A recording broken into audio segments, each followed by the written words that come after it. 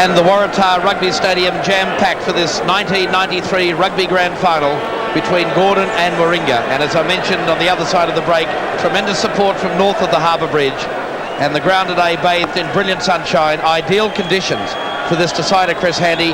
Terrific atmosphere already building, particularly a lot of people without Randwick in the grand final wondering who will dominate in 93. I think, David, the 90s are looking very positive for mixing the rugby spoils around. Randwick not appearing in any of the finals that we see out here, which is unusual to say the least. But I think the Rat Pack, the signs on the field, they're going to really take it to Gordon. First up, 20 minutes. They sustained it against Randwick for half. And the honour of leading the Gordon side out goes to Mark Harthill, recently recalled to the Wallaby team to tour North America and France later this year. It's a tremendous moment for him. Second man out is Timmy Wallace and former Wallaby halfback Anthony Eckert. And tremendous support for the Highlanders here. And unlike their last premiership team of 1976, when they boasted just 2 internationals in the late John Ryan and Laurie Monaghan, today the Highlanders boast 7 Wallabies, including the newcomers Alistair Murdoch and back rower Tony Dempsey. It's their star-studded backline to watch today from fullback to half. This season, 59 tries have flowed, with wingers Phil Scarr and Mitch Hardy netting 26 between them.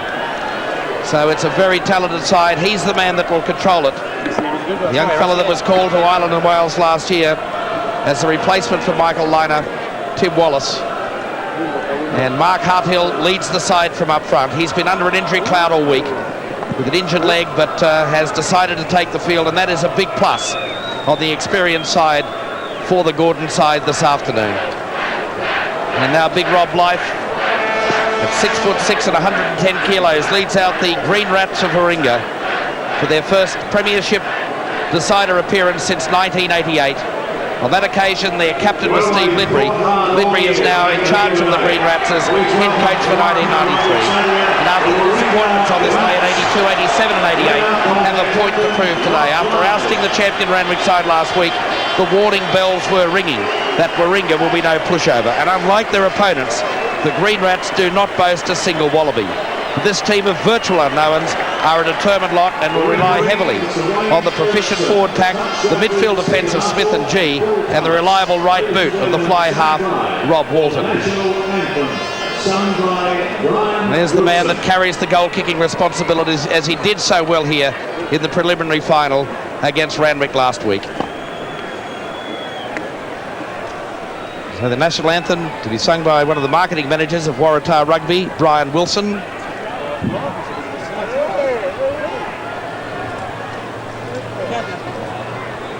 And the Green Rats, what a moment for them.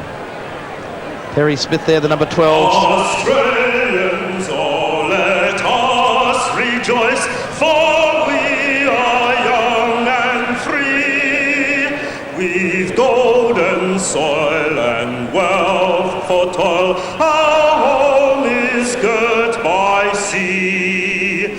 Our land abounds in nature's gifts of beauty, rich and rare. In history's stage, let every page advance Australia fair.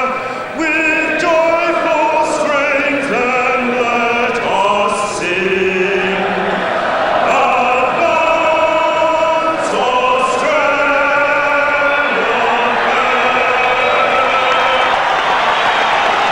fair. Thank you, Brian Wilson. And the stage is now set, 80 minutes away from one of these sides hoisting the 2 trophies.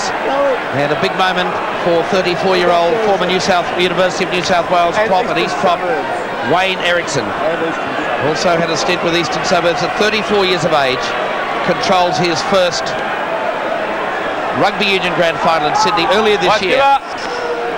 He controlled an interstate clash between New South Wales and Queensland. So Tim Wallace gets the grand final of 93 underway, and straight away Matt Kuberida secures the football for the Green Rats.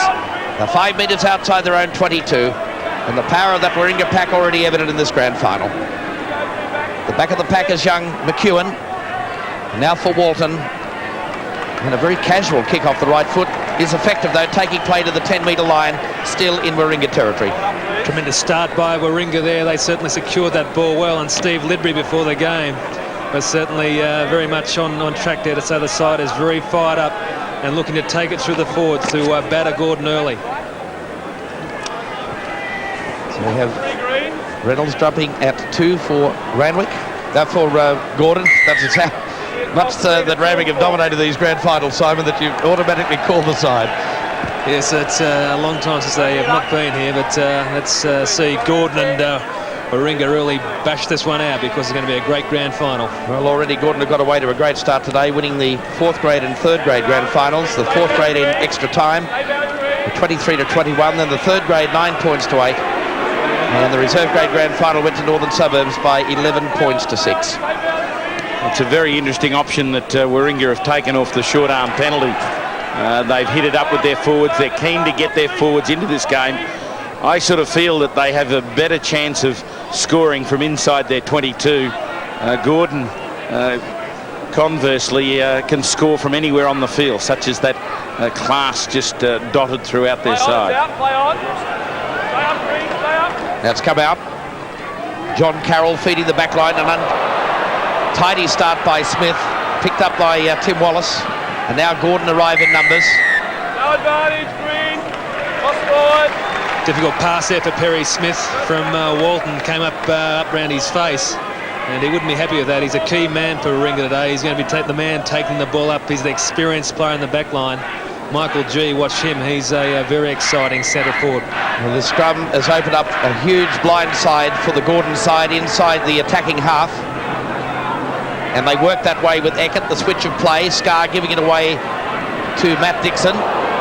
Now the ball has come loose on the 10-metre line, Warringah territory. Now they move it towards the open side. Wallace coming back infield. Taken high by John Hearn. Tempers fraying here in the grand final after that high tackle. Just early tension in the game. Wallace coming back, but Gordon looked very composed. Here Tim Wallace comes back on the angle, and young Hearn there coat hangering, just slipping in around the next savage angle he came back on. Well, Tim Wallace may have the last laugh. Let's have a look at it again. It really was a reflex action, but quite justifiably high as ruled by referee Wade Erickson. Certainly John Hearn, not known for his subtle play in the Sydney competition. He likes to go in hard. I think he should regret that particular tackle, because Wallace has a good chance of putting this ball over. Well, as Russell Fairfax mentioned, a strong breeze at the back of the Highlanders in the first half. They started the grand final last year very confidently against Randwick and opened up a very good lead. This is a chance now for Tim Wallace. The breeze at his back. That is the start that Gordon wanted. Tim Wallace has put the Highlanders in the lead by 3 points to 0 with a penalty goal. To Gordon, kicked by number 10, Tim Well, that really is a great confidence boost, Chris, because last year he missed a crucial one just before half-time that a lot of people have said turned the grand final Randwick's way. I think Warringah would be looking to have a lot better territory stats at this stage, David. They allowed Gordon to maintain the field position, centre field, and when the opportunity came, they've turned it into points, so they'll have to generate a lot more activity now, Warringah. So a penalty going to the Gordon side, and Wallace will look to drive it beyond the halfway line. Injury to one of the Gordon players. Also notice Mark Harthill is down as well. That is Andrew Blades, the 26-year-old tight head prop of Gordon, who was a Wallaby tourist last year to South Africa, Ireland and Wales. And he's got a bit of a poke in the eye, it appears. I think there's blood dripping profusely out of that bugle of his. I'm not sure if it's running down the side. I think he might have got more than a poke in the eye. I think he might have got a digit up the nostril. So running repairs on the Gordon prop. Russell, fabulous conditions you mentioned, and already we've seen the commitment of both. To really open up here. and waiting for these players to get a little bit more into it. You can see that they're fairly tense, and they're feeling the way at this particular time, but I'm sure once we get into some hard play in the middle of the field where one side has the ball for some time, it'll open right up and it may become a little bit more aggressive than we're seeing right now. So under the new laws introduced last year, Gordon maintained the throw to the line out from that penalty. 10 metres inside Warringah territory. McEwen away for Walton. The chase is on from Smith. The angle kick back towards the right wing, towed through by Toga, and coming across to clean up was Matt Dixon. Well, Steve Libery be delighted that line-out win there by the Rats. The short line-out presents the greatest dangers to Warringah possession stakes today. They've won the first one. If they can win the rest, it's going to make life very difficult for Gordon. Alistair Murdoch it was that came up to clean up for Gordon. What a moment for him in a couple of weeks' time, leaving for his very first Wallaby tour. Now Eckert cleans up, long pass across, and again Murdoch takes it outside the 22. So the throw to the line out by Warringah through Mark Bell, who began his rugby career in the Gordon Colts back in 1987 before moving to Rat Park in 88. Been a member of the New South Wales and Sydney squads for the last couple of years. That's good ball one, but the penalty, a bit of lifting there is signalled by referee Wayne Erickson. The short arm free kick given to the Gordon side. That fine line between lifting and supporting, but Wayne Erickson giving it a good look. You can't assist the jumper to get off the ground, but once he does jump, you can support him at the top of it. And from inside his 22, Tim Wallace takes play up towards the halfway line. A young player riddled with injuries, young Tim Wallace, superb young fly half, and instructions being quite specific from referee Wayne Erickson about that particular incident of lifting. Knocked forward by McEwen. Now Wallace. Gordon elect to move it. Oh, that's good play by the Gordon side. Racing away is Phil Scarr. Giving it away now to the fullback in O'Neill, but the pass has gone forward. The try has been planted by Mitch Hardy, but referee Wayne Erickson will bring it back, much to the disgust of the left wing three-quarter of Gordon. One of the problems for Warringah today is that Illy Toga tends to come up and go for the big hit. He did it then and left a gap out wide, and Gordon utilised that, but a forward pass stopped the try.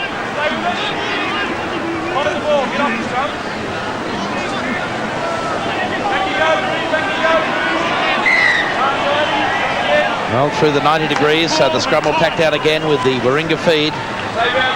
They've just weathered a wonderful attacking raid by this talented Gordon three-quarter line.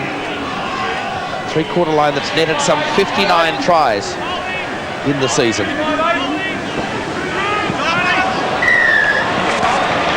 Immediately that player breaks from the side. He's offside. As soon as he comes unbound and he's in front of the last foot of the scrum, being the number 8's feet, he's automatically offside.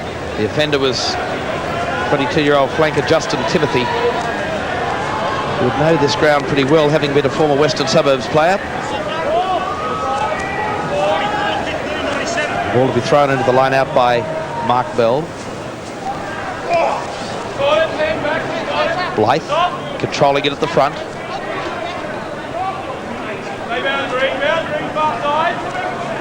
22-yard line you can see in the background. Still in Warringah territory. Now they roll it forward again, Warringah. Gordon are committed. Good control by the Rat Pack of Warringah. Referee Erickson keeping a good eye on the Gordon defence.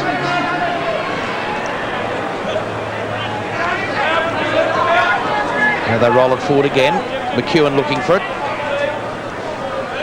One wonders about this tactic in your own half when you bring your fly half outside his 22, and now you have a very ordinary kick to centre field, allowing Gordon to counter-attack. It's pretty strange tactics early in the game. Yeah, so not a lot of thought went into that kick from Dean Gaberina, the Warringah fullback.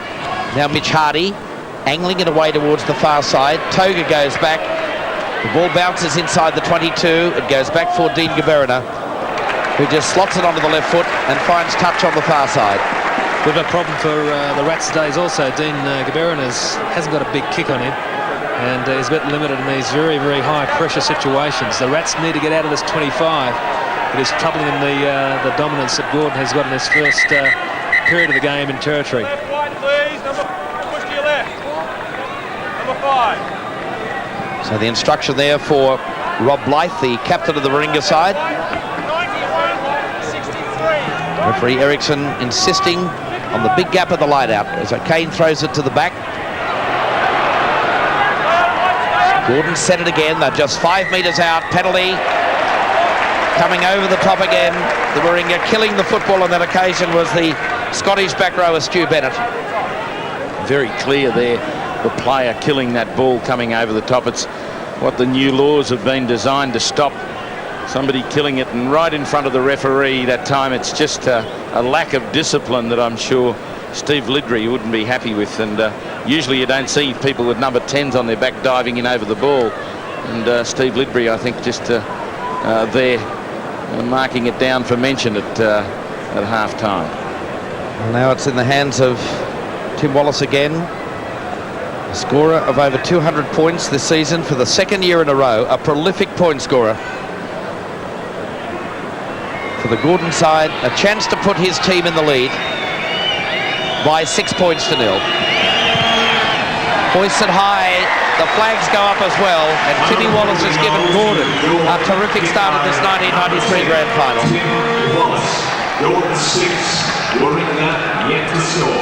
We said before the game, this wind on the field favouring Gordon was a 2-kick wind, and that's exactly what they've got on the board at the moment. It's only early times, but Warringah haven't impressed at all defensively, and certainly they've had no opportunities in attack.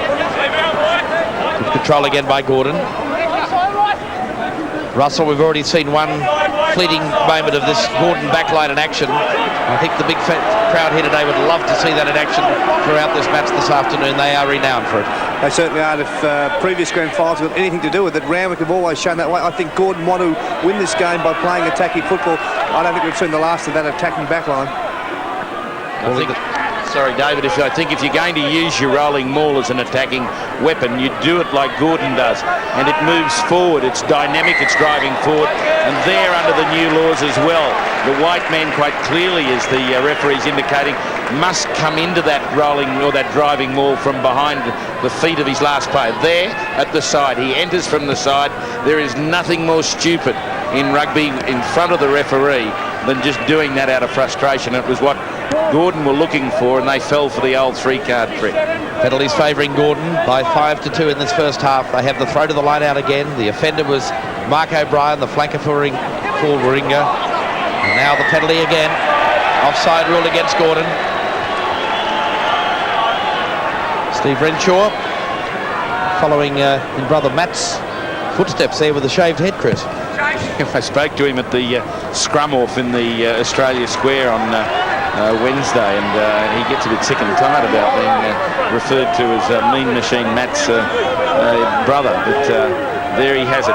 He's a great character, and he's putting in a fair work load out there today. At the front, number 5. So at the back of the line out, Dempsey up against Gaberina. Gaberina did well. Sweeping with Smith. Penalty again with Gordon this time coming over the top in numbers. Well, Wayne Eriksson really hammering both sides here. The discipline has been very poor for the first part of this game, and they've got to sort that out. Gordon favoured by the wind, but they keep on giving these penalties away. Warringah will be over their line. So Dean Gaberina, a survivor of the 88 Warringah Grand Final side. He played on the wing in that particular contest against Randwick. Today filling the fullback role for the Warringah side. Mark Bell, Warringah hooker, a product of that great rugby school, St Joseph's College at Hunters Hill. Now, in their best attacking position are Warringah, but they've turned over possession of the football and finally throwing away the penalty. That was a poor option by Warringah. Mark Bell taking the ball. He wasn't going at full pace. Got caught on the Gordon side of the ruck, and obviously the penalty goes against the Rats. out wide. They had plenty of opportunities there. They've got to spread it wide, give it a go, Warringah. Well, the other thing is, Russell, each penalty with this breeze at the back of Tim Wallace is really punishing Warringah. Once they get into an attacking situation, they are back down their end of the field. Yeah, crazy play by Warringah, giving penalties away. Tim Wallace, his boot is on today, reminiscent of David Campese. Each kick he gives, 60 metres they're gaining, and they just cannot afford to do that. They go to the back of the line out again. That's the halfway line. Warringah just inside their own territory. Game really hasn't flowed as yet, this grand final. Ball becoming available for Warringah. McEwen away for Walton. The kick in behind the defence. Mitch Hardy did very, very well with the rolling ball, but he's severely wrapped up in defence. But look at the drive of the Gordon pack. Splendid play by the Highlanders. Now it goes away with Dixon, away for Scar. And Scar has taken in the tackle 10 metres inside Warringah territory. Looking for the clean out again, Gordon. They go on the short side. Dixon getting away around from Toga, pumping the high ball for Gaberna. And fingertip control by the Warringah fullback. Just turns and drops it onto the right foot and takes some pressure off his teammates.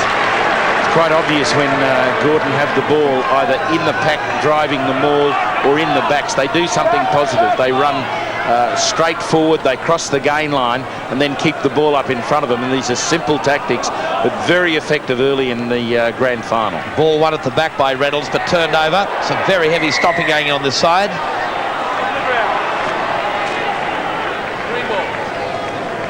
And Mark Harthill comes up with the football. And now this is another great attacking opportunity for Gordon.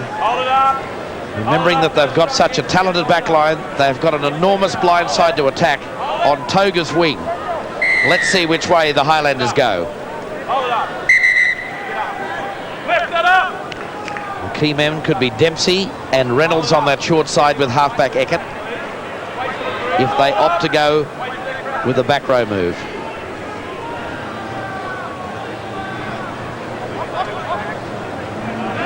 There goes Reynolds, support of Dempsey. Now Eckert looking for it. They come open side. Wallace with the cutout pass. Murdoch was under pressure from the start. And now the Warringah side turned defence into attack. But it's been knocked forward. No advantage to Warringah. And referee Eriksson will pack the scrum down just outside the Warringah 22 as Steve Lidbury looks on. He's done a magnificent job with this side this year. Against the odds, as I mentioned, not a wallaby to boast in this Warringah side, but they've made their way to the grand final. But at the moment they trail by 6-0. We're fast approaching the halfway mark of the first half. Warringah's pack needs a little bit of inspiration. They need to be shown the lead when that ball is spilled to the backs, and they just don't seem to be getting that spike at the moment. Contested possession. Warringah come up with possession from the line out on a Gordon throw. McEwen, Guberna. You're quite right, Simon. It's not a powerful boot. It's not a boot that's really going to turn this Gordon side around, is it? No, well, that's one great thing about having a kicker like David Campese or David Knox behind the forwards. When they kick that ball and you sail downfield 50 or 60 metres, it is just a fantastic feeling for a forward pack. I think the Warringah forwards are really feeling a bit despondent about the way the ball's travelling through the air right now. Fenton with the win at the front of the line out for Gordon.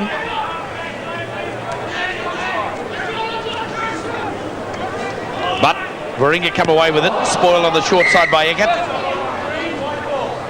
And the first knock-on ruled by referee Eriksson. That was from the hands of Anthony Eckert. Now we have a couple of injured Warringah players in the background. 18 minutes of play gone at the Waratah Rugby Stadium, and it's the Highlanders of Gordon that enjoy the lead by 6 points to 0.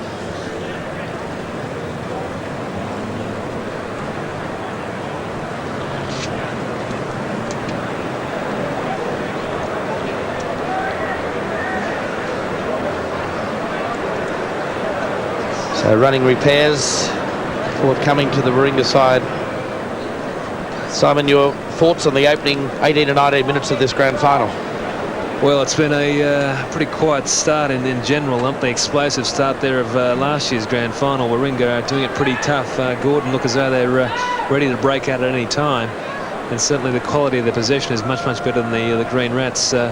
We need to get a big win behind the Warringah side this second half to really try and make up for the deficiencies in their kicking. Mark Harthill, Kevin O'Kane and Andrew Blades, the engine room of this Gordon side that boasts a wonderful rugby tradition in Sydney. They produced 3 Wallaby captains in Bob Davidson, Trevor Allen and Peter Sullivan. And today they boast 7 Wallabies past or present.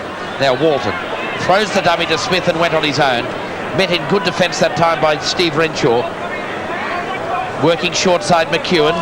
Guberina, the number 8, taken in good defence. Gordon appeared to have secured it. They did it well. Locked off by Kevin O'Kane. The ball is available for Eckert. Open side. Tim Wallace taken high. Penalty.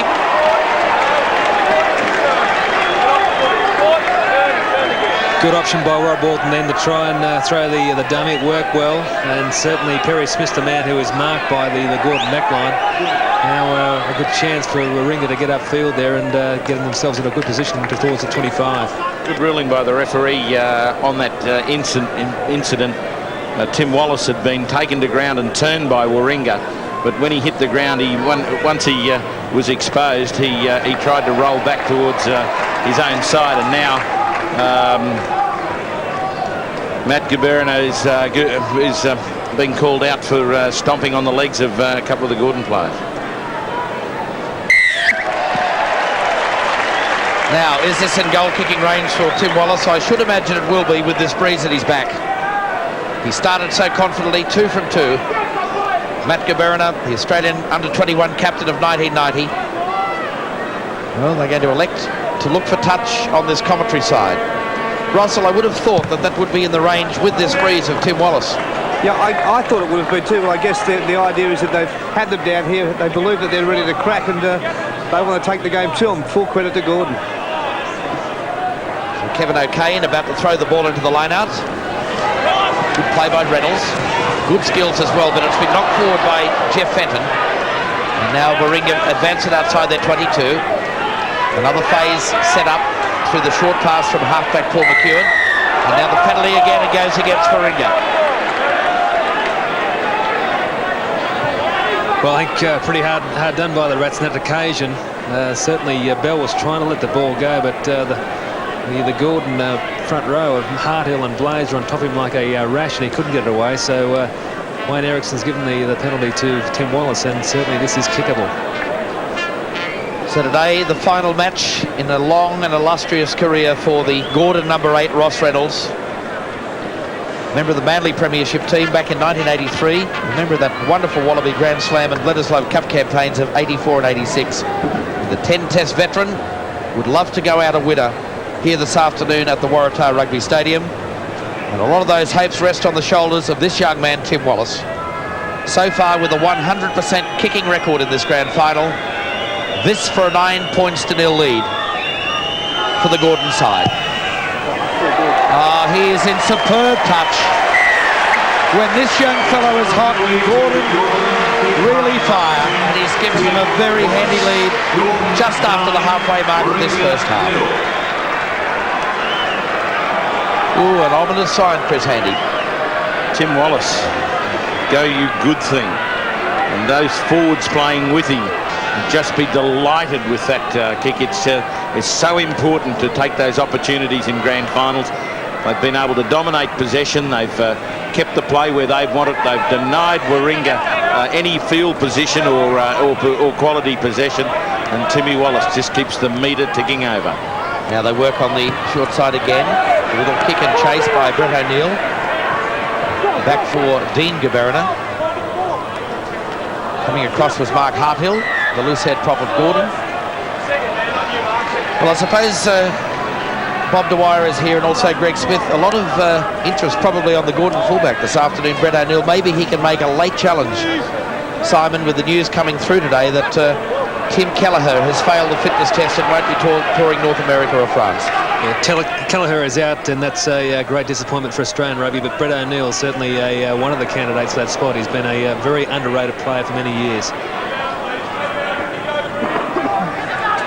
Now, in one of the rare bits of quality field position, Warringah are just outside the attacking 22. There's the ball available.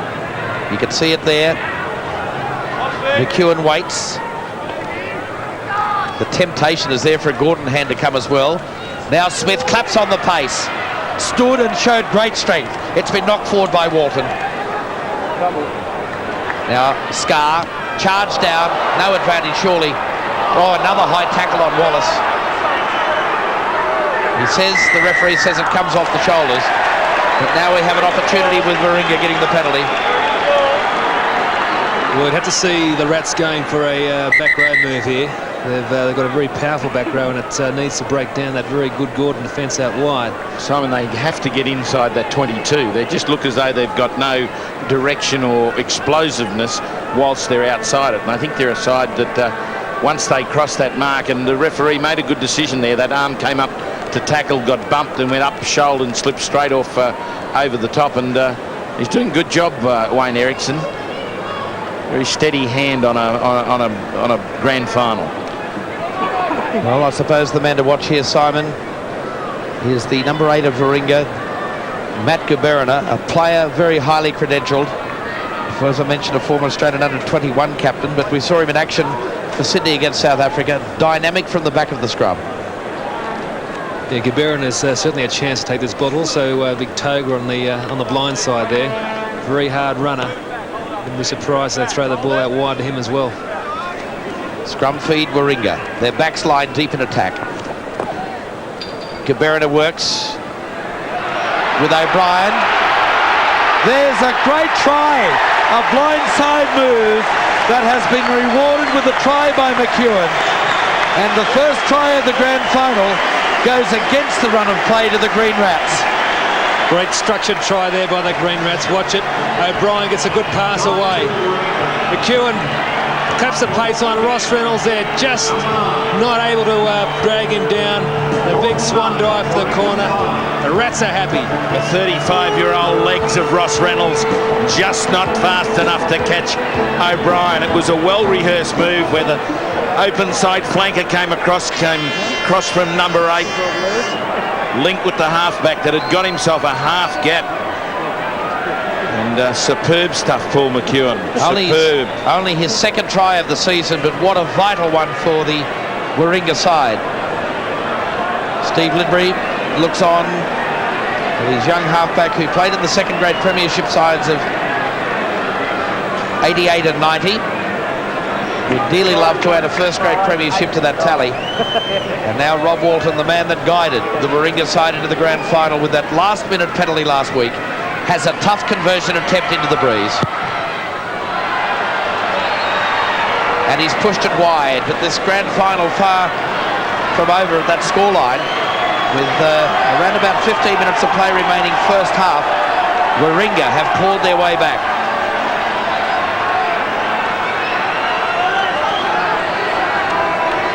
Well, that was wonderful execution of the short side move, Russell. Yeah, fantastic exhibition. Great play by the halfback. He gets 5 points for the try and 8.5 for the dive. And the degree of difficulty? About 2.5. Now the kick onto the right foot of Guberina takes play beyond the halfway line. Well, that's a better kick, and certainly if the Rats can apply the pressure in this last 15 minutes of the first half and keep the scoreline this close, then the second half could be very exciting for those down north. John Hearn jumping in the middle of the line out.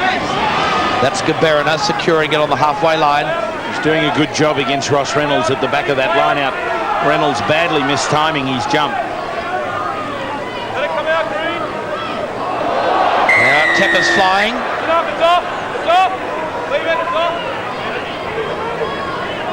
John Hearn fired up on that far side. There was obviously something going on. I don't think the referee could see it from where he was. But there's the the rear view of the thing, and there's Hearn, number 4. You might be able to see from that angle just what fired him up on the blind side.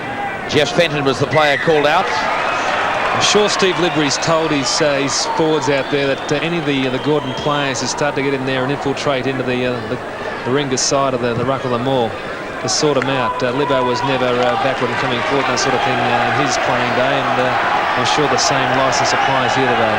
Well, Gaberida quite wisely kept that ball low into the breeze, and he's gained a good, valuable 25 metres for the Warringah side.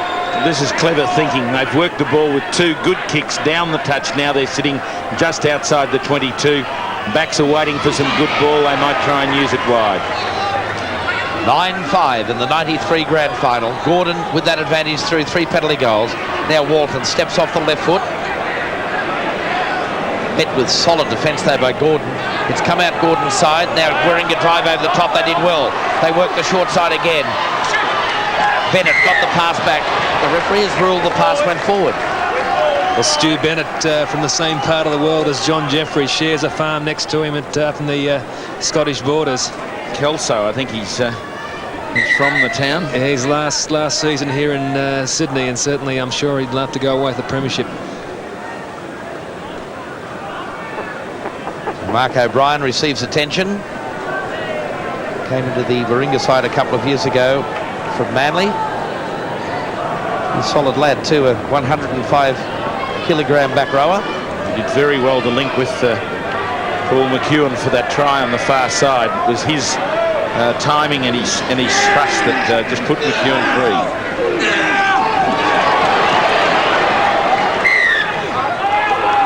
Well, again, the scrum going through the 90 degrees, so Warringah will have to put into the scrum. Very powerful scrum there by the Rats. They pushed through and got the advantage, so now they're packing down with the feed to themselves, which is great. Websdale on Harthill on this side. Gaberina wrapped up by Anthony Eckert. Control of the football by Warringah as they roll it again to the left. Now the ball's come available. Good service for Walton. Well, he's run on his own on many occasions so far. Now a chance. Gordon, this fellow can fly a scar. Look at the pace. Away he goes. Support back in field. This is going to be a magnificent try. The new Wallaby, Alistair Murdoch, scores Gordon's first try of the grand final, and it came from a Warringah mistake. Danger, danger, danger. So often you see that you make a mistake out wide against a very capable back line of attacking players, and you pay the price. Down the touchline, Scar set it all up, did the hard work. Murdoch tries to improve, but great try, Gordon. This was the pass. Chance the hand, looked like it might be intercepted, but look at this man fly.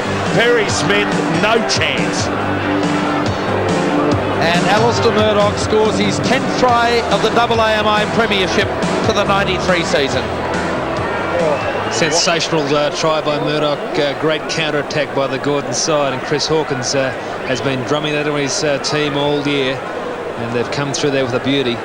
If Illy Toger had got that ball from Rob Walton, it might have been a different scoreline, because he was travelling and would have been under the post, but that's the way the game goes sometimes. Wallace hasn't missed one so far. Commentators' last words, but Gordon lead the grand final by 14 points to 5.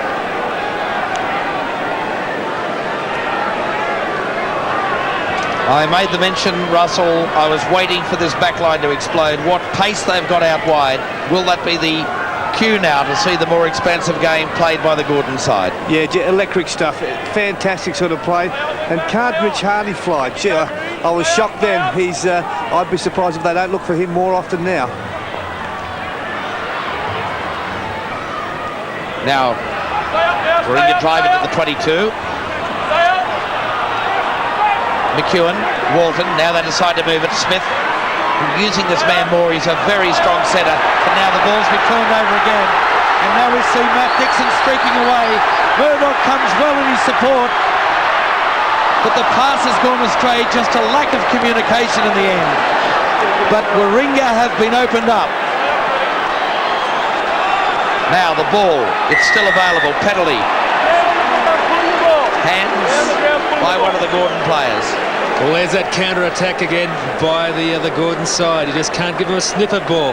They're on fire today, and certainly a heap of pacer. I was surprised that the Warringah players didn't cut Dixon down quicker, but he is quite flighty for a centre. Here he is, he's going. There was just lack of communication Murdoch here in the end. crucifies him here. Just watching, Murdoch doesn't put himself into a position to be able to support the man with the ball and runs him out of all sort of legs. He's having the man with the ball, knew he was running out of pace, looked over his shoulder and Murdoch was crossing behind him. He should have come clear, drawn the Warringah tackle and put Murdoch clear on this left-hand side. And part and parcel of a good run is the support player putting himself in a better position. So the injured player was Mark Bell, who himself was a former Gordon player, now Walton. It's a good kick that takes play beyond the 22. I'm sure that Alistair Murdoch on this trip to Canada and France will certainly learn a lot of counter-attacking angles there. He put himself in a terrible position there, Chris, as you said. Win at the front by Warringah.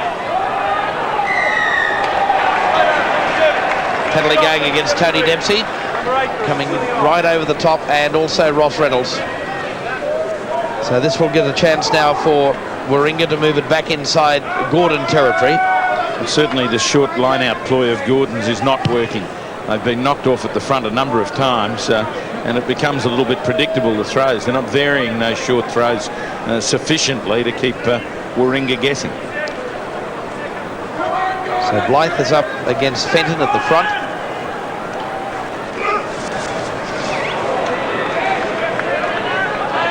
Blythe with the two-headed catch.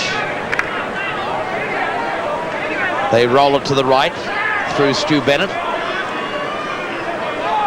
McEwen scouts the blind side. A clever chip over the top, but Anthony Eckert positioned himself beautifully. Good play by the Gordon halfback, who read that short side move very, very well. And on the other side of the fence, McEwen playing very well. His service has been quite sharp today against Randwick last weekend. He had some problems today. It's much sharper. Well, here's another one that's gone from Chatswood to Warringah, having been a Gordon Colt some years ago.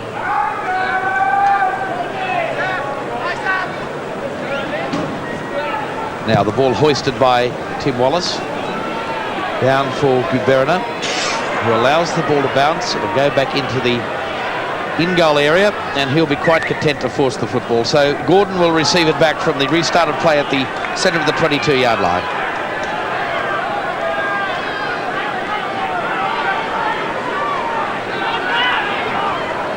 And Walton. On the occasions, Chris, that Warringah have had quality ball, their back line just hasn't functioned on the rare opportunities they have decided to use that three-quarter line. David, I think Walton at 5'8" is playing a very lazy game. He's just not dispensing the ball quickly enough or making the decision to run, kick or pass, and you just don't get forgiven in grand finals unless you make those decisions quickly. And he's really crucifying his outside players by the time it's taking him to dispense the ball. Another good claim in the line-out by John Hearn. And now the touch finder takes play midway between half 22, still at Warringah's end of the ground, remembering that this Gordon side running with the aid of quite a brisk breeze at their back in the first half. At the front of the line-out there is George Websdale, a tight head prop of the Warringah side.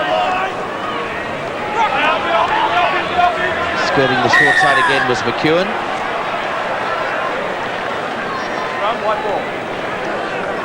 Interesting decision by Wayne Erickson there. McEwen darted through there between that line out and appeared to take the ball in. But that's not why he's ruled it, and certainly now Warringah on attack again.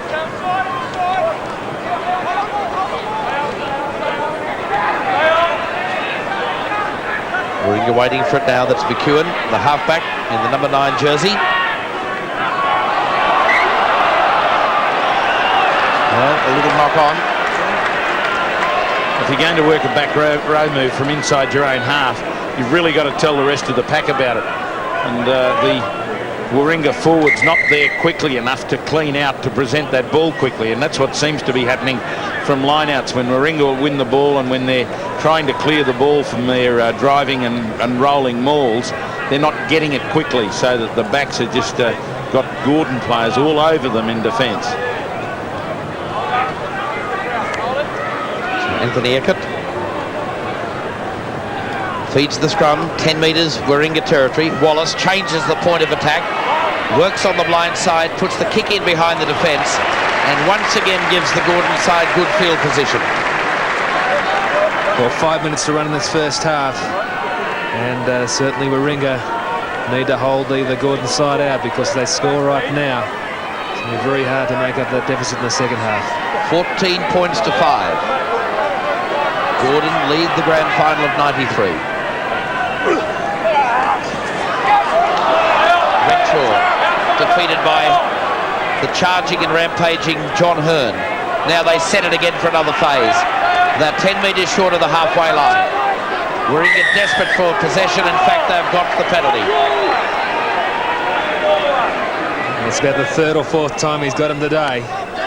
There's a couple of real ball burglars in that Gordon side, and they've been hunting in there trying to kill the ball, get it back on their side, and Ericsson's awake to it.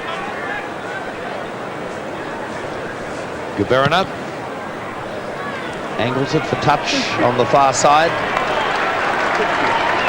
and he finds touch about 8 metres shy of the 22.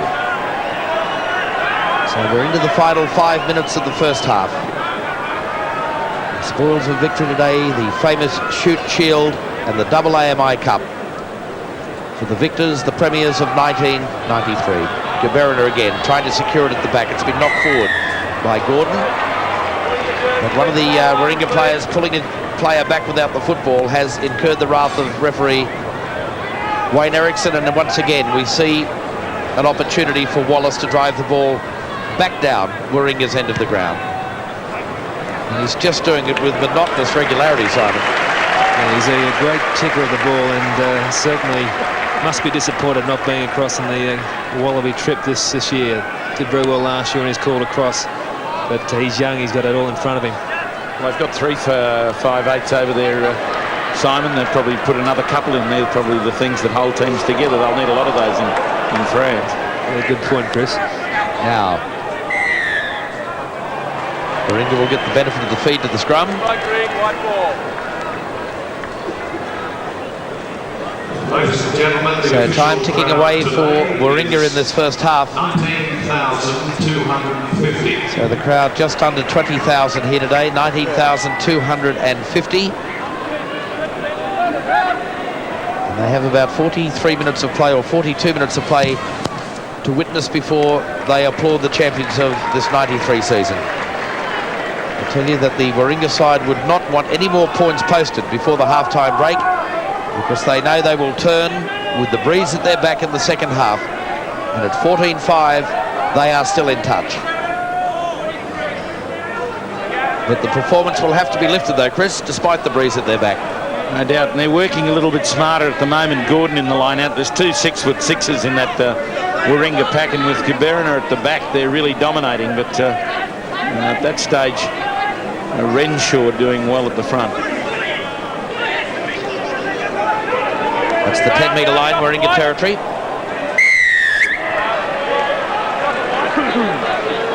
Now, good smart play by Eckert, but he's run out of support, and Warringah close him off. Oh, good play by Gordon. They've got it now. Reynolds charges upfield, taken by Mark O'Brien. Quick ball is required by Gordon. O'Kane, Wallace, Murdoch loops with Dixon. Good hands, Hardy. Thump to the ground, O'Neill, and Scar goes skirting down the right-hand touchline. Great defence by Warringah, but Gordon move it again. Murdoch steps, straightens. Timothy, Wallace loops.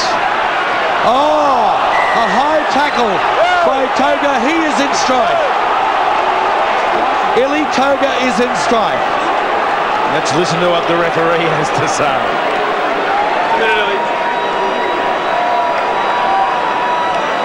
Hold up. Illy on the go.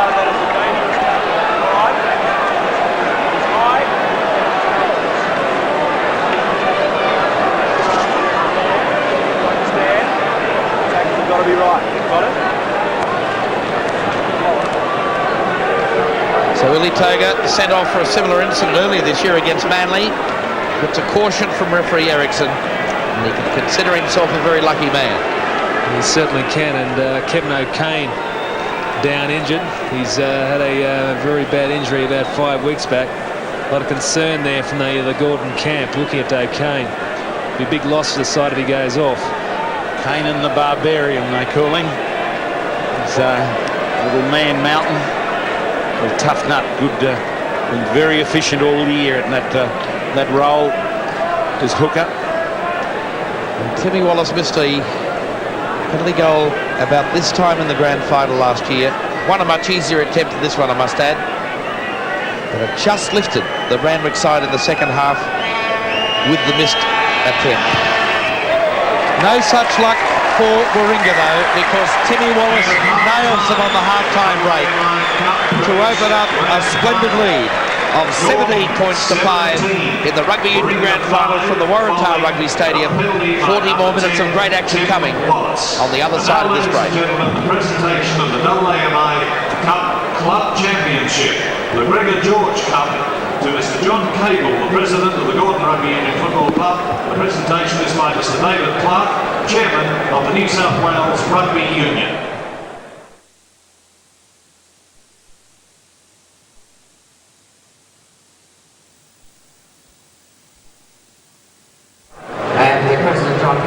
Before giving him a cup, can I just say what a great thrill it is to have so many people here at Concord. This is clearly the biggest crowd we've had for at least the last 4 or 5 years since the World Cup. Thank you all for coming out to support Rugby Union and the Grand Final. John, congratulations. 2 premierships already, and who knows about a third. Good luck and congratulations. Just repeat the order this time, will you? We go Russell with the thing and then the stats in this order, Simon. The club championship Let's go again, David. is the first thing we set our sights on in Gordon. It represents line outs, rucks and balls, 5/8 possessions. The Colts teams and the great teams. This year we do thank the Colts for their contributions. We didn't have such a good effort last year in the Colts, but they played very well this year and contributed to this club championship. This club championship award goes not only to the players, it goes to all the coaches, officials, and also to our great Gordon supporters who are here today in their thousands. A Gordon for me!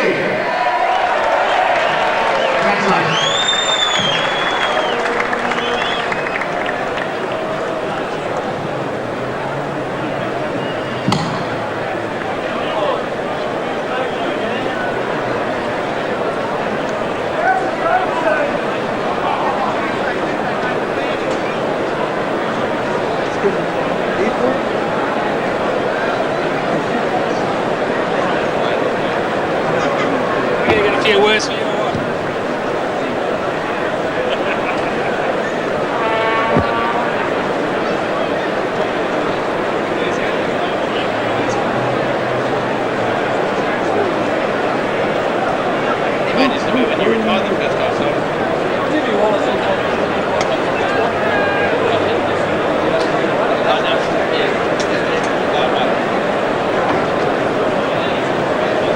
Ladies and gentlemen, today 10 lucky people will win a AAMI Sydney jersey.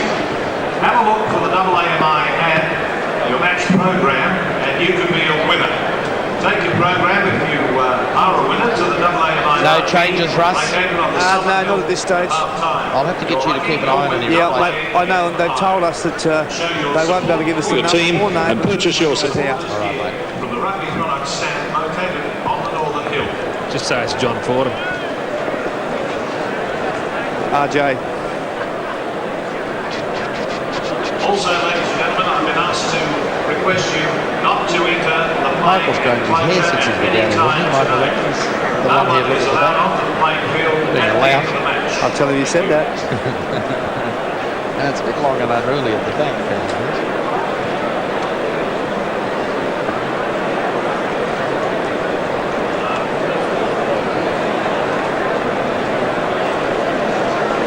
Just here.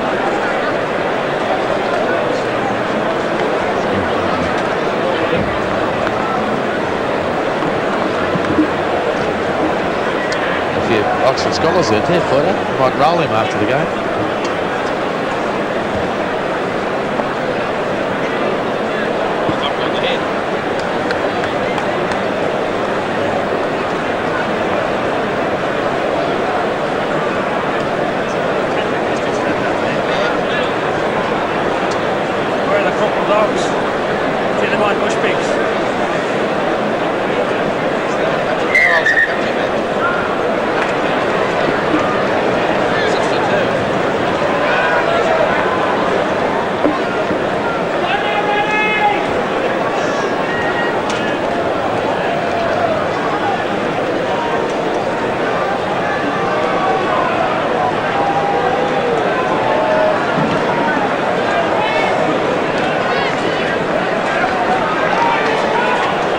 Well, 20,000 people take their seats at the Warringah Rugby Stadium. Half-time score 17-5 in favour of Gordon. And Rob Walton about to get the second half of the grand final underway.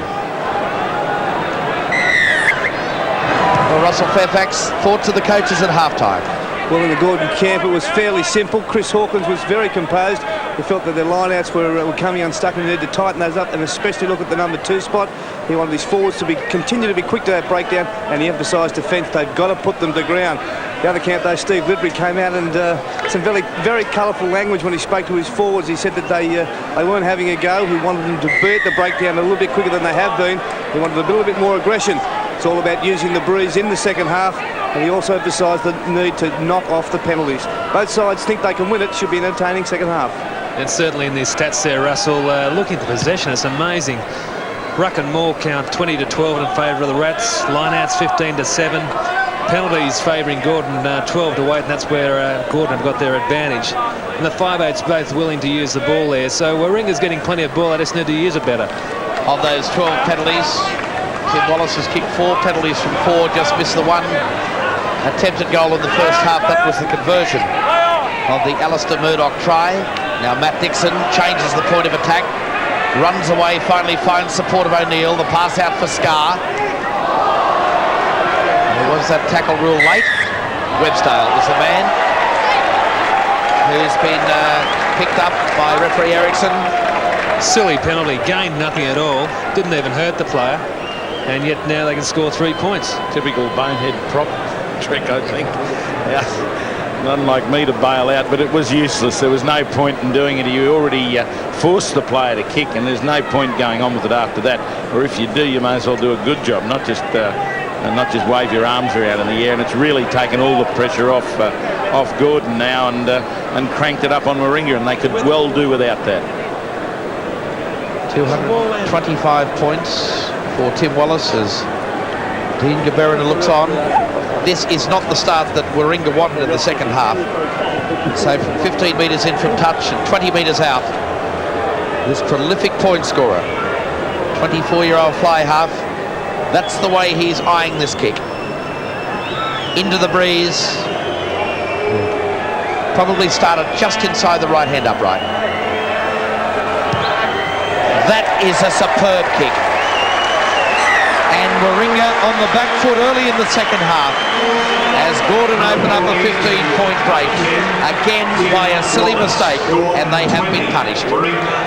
Now the quick restart has caught this Gordon side napping. Try! Splendid reply by the Green Rats. John Carroll, what a try, what a kick. They've just got the Gordon side. The Gordon players are back in the clubhouse drinking grog. I still think some of their forwards don't even realise what went on. There's blokes looking at each other saying, what happened? And we just scored. Superb quick kick-off. Look at this ball roll, tantalisingly close to the line. Looked for a moment it wasn't crossing. And have we seen some great wingers tries and great tries across in that far corner, or what?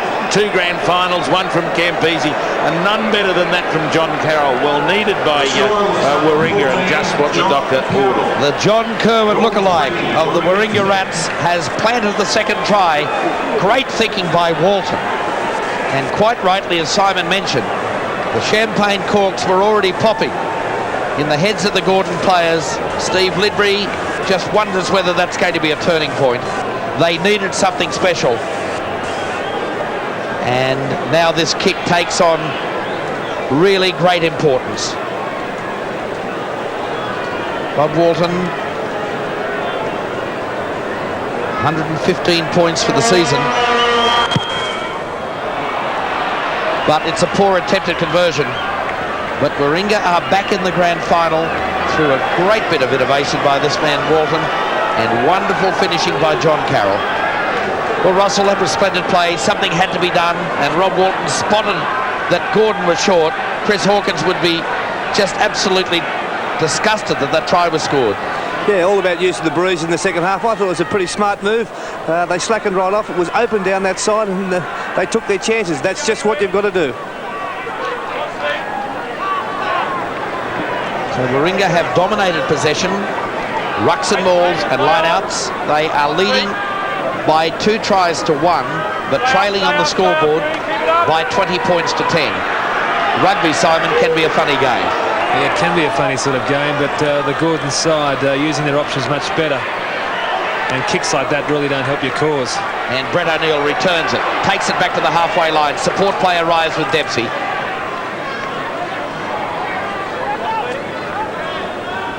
Now Wallace. Yeah, that's a splendid kick. Against the wind to dribble it across is clever thinking. Tim Wallace showing all the signs of that composure we know him for. And just plugging it up the line, keeping it up in front of his forwards. It's good stuff.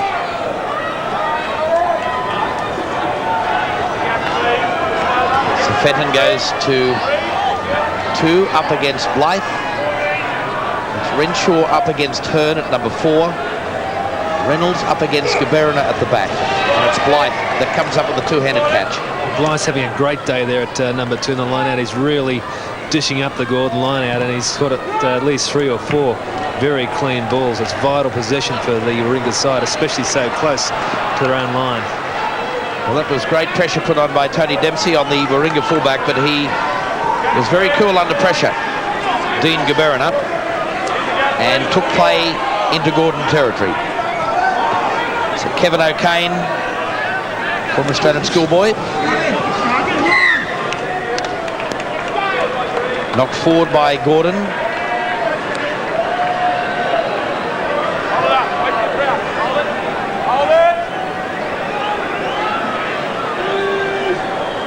McEwen with the scrum feed.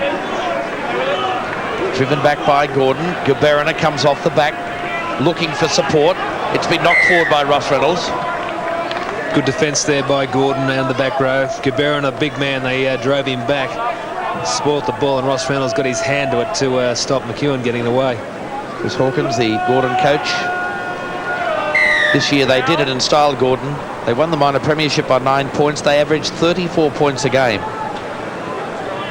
registering a record 748 points for the season.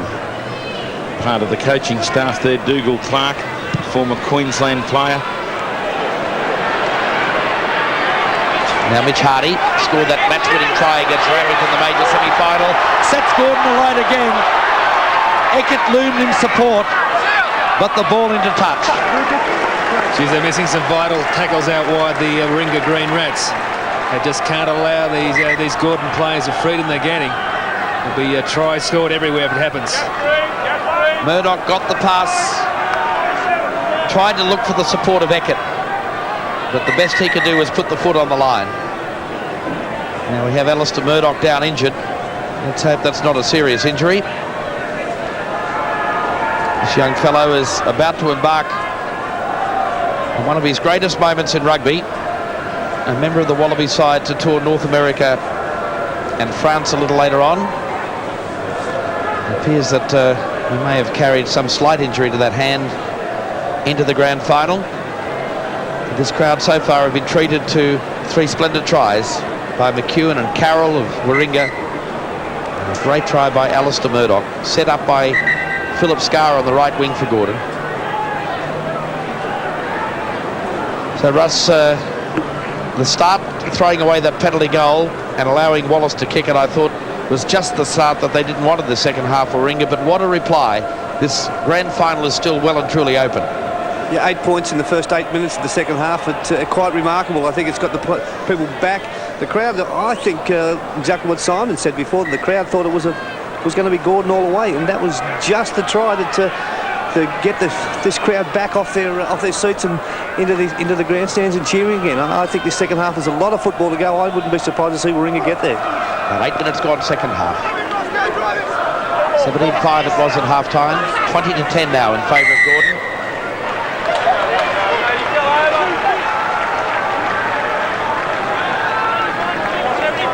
Hold it up.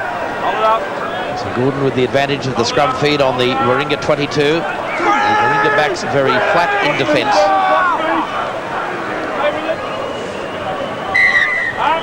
Good scrummaging there by Warringah, what they would be attempting to do. The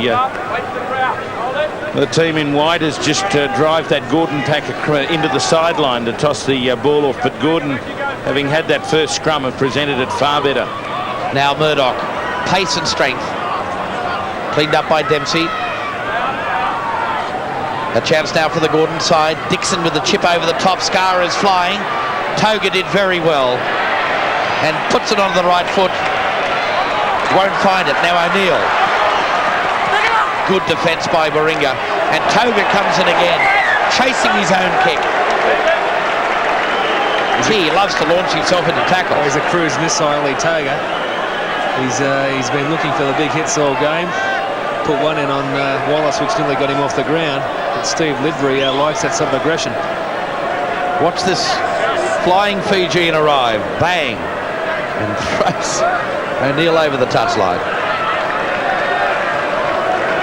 Now we have an injured Warringah player in back play. Penalty going to Gordon, and a chance now for Wallace to add further points. The injured player. Looks like Guverina. No, it's Stu Bennett, the Scottish back rower. He's a member of the Scottish Sevens team for both Hong Kong and Murrayfield earlier this year, and as Simon mentioned, as a neighbouring farmer of the great John Jeffrey of Scottish fame.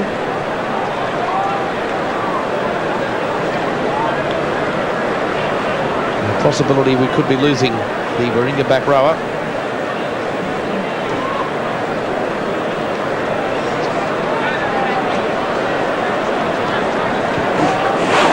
Tommy's finding out. What's bad? Peter Handley is the player coming on for Stu Bennett, and that really is a cruel blow for this Warringah side. For Warringah, number 6. He's the son of Brian Hambley. His replacement, wearing number 20, is Peter Hambley. And he comes from great stock, the replacement player Peter Hambley. For those rugby league fans whose memory goes back to the late 50s and 60s, a very tough former Parramatta man, Brian Hambley. Peter is his son. So the tough man Brian would be very proud to see his son out there in Warringah colours, but wouldn't like the daunting prospect of a chance of Tim Wallace adding another 3 points to this Gordon tally with what would be his 5th penalty goal of this grand final. How much on target is this young fellow this afternoon? Another splendid kick. It's Gordon 23, Warringah 10. Gordon 23. Well, it's bad enough throwing them away, Chris, but when you're punished with extremely good kicking from this young Tim Wallace, it really is a double bunger, isn't it, against you? Absolute retribution, and I'm just pleased to see also Mark Hartill still putting those big ones under the legs. He's had a problem with an injury, and it's only had him just lightly jogging for 2 weeks, Gordon having had the week's break, but he's really leading this pack well. He's right in the guts of things. He's scrumming well, and he'll need all his strength and mobility in front. Here goes O'Neill, support of Eckert. He took on the fullback, Guberina. Now, can Gordon clean it out? Eckert in there working overtime. The hands coming through from Hearn. Taken in by Gordon. So Warringah will have the put into the scrum. It was a strange option, wasn't it, from the fullback in the clear down the side. Trying to keep those arms free to present the ball either by pass back inside or to support play would have been a better option, but it was like a front rower taking the ball up. With just a bit more pace. McEwen. Back for Guberina. You can see the difference with that breeze at his back. That he looks a far more accomplished kicker with that breeze behind him, Simon. Yeah, it's certainly got his confidence going in the second half, and it's making a very good ground for the Warringah side. They really do just need to do the hard work right now. It's kind of a bit of a lull. This is where games are won or lost, especially grand finals, and if they're going to win it, they've got to get the points right now. McEwen, no option there. Comes back the short side well, found support. Bell took it forward. Through the feet of Smith, taken up again by Guberina. Great tackle by Dempsey, laid back well by Guberina. McEwen looking for the penalty, and it is forthcoming. Offside, Gordon. Well, I think the way Rob Walton's been kicking, they should try and get this one in hand. I think they listen to you somehow. They should go for the points. It's from his preferred side of the field. That just makes that gap bridging just a little easier. 13 points the difference.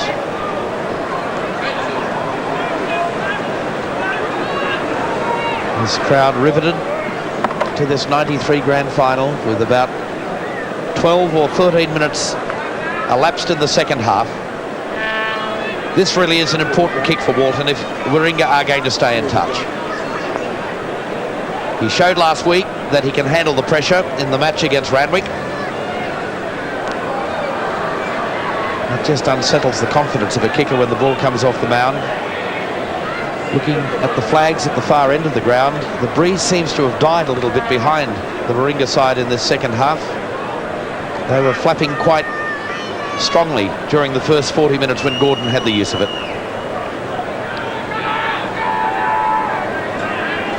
Ten in from touch. 35 out.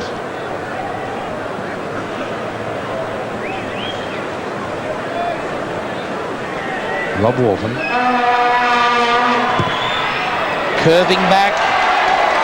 Yes, that's a great kick. Warringah edged just a bit closer to Gordon. It's 23 points to 13 at the 15-minute mark of the second half.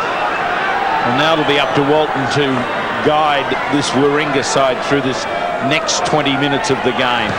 He's getting plenty of possession from his hard-working forwards, and he wants to be able to get down and get points each time they cross into Gordon territory. Guberina set up very good ball. Now Walton kicking off the outside of that right foot. Scar took the ball forward. He's knocked it forward. Driven back by Hamley. Hearn arrived as well, but there's no advantage to the Warringah side. They get the foot into the scrum, and this is where they're going to have to try something with great field position. They're inside the Gordon territory. I think Scarry heard the feet of Illy Toga coming through here. Not a nice sound to hear coming through the way he tackles. There he is, looking for another big one. Standing off is Mark O'Brien. Guberina found the support of Hamley. Hearn arrived as well. And another penalty. Hands in the ruck by the Gordon side. Again, Ross Reynolds was the offender. Old habits die very hard. They do die very hard, Chris, and certainly Reynolds has been doing it for many years, and for the most part got away with it. But Gus Ericsson's up to it. He knows what's going on. Well, another chance now for Rob Walton. These indiscretions are just what Gordon really don't need, because if Walton can be successful on this occasion, it comes back, Chris, to just to convert and try the difference. It sure does. David, it's surprising how when you do get a bit of a comfortable lead, you can just lose that intensity. You try and stop the opposition doing things rather than creating play yourself. And it's very important to be very positive. As Chris mentioned, this is from the side of the field that does suit the Warringah fly half. 16 in from touch, about 35 metres out, well within his range. But he's pushed it out to the right, has he? It's wide. So Gordon breathed a sigh of relief. And he's now missed 3 attempts that would have been worth 7 points. He's missed the conversion of the 2 tries and 1 penalty goal.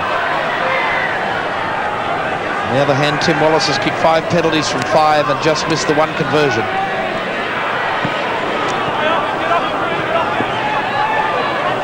McEwen waits.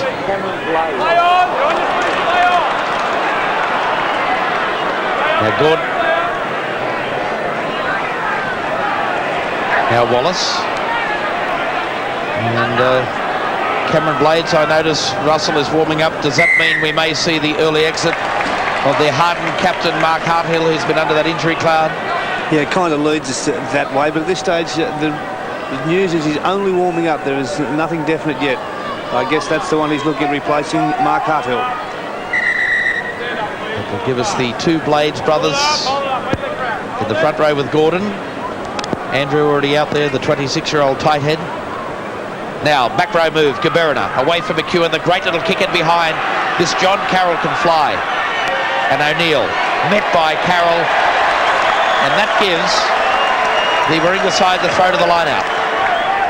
Mark O'Brien getting fired up over there, wanted the quick ball. And Brett O'Neill was not prepared to hand it across. And that added, just watch this ball. It doesn't go into touch. And they take each other on like 2 crazed bulls, but to no real avail. Now, Warringah win it again. Gaberina swept to the short side. Webstale goes in, feet working overtime for the Warringah side. And O'Kane loses the temper. O'Brien still fired up. Now let's listen to what referee Erickson says.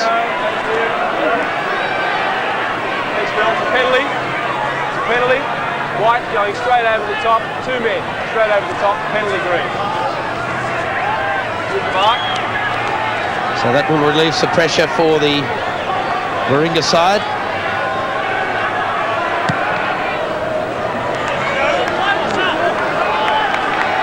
Well, it all happened before the fisticuffs began, and certainly hasn't gained much ground with those kicks. So Warringah's still in a very good position here. Just 10 points separate the 2 sides. Gordon with that advantage. They go to the front of the line out. With Fenton jumping at 2 that secured it.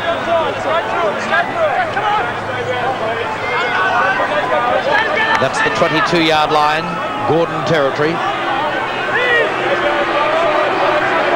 Chasing their first premiership win since 1976. A side that was coached by that great man Snow Norton and captained by Murray Fox.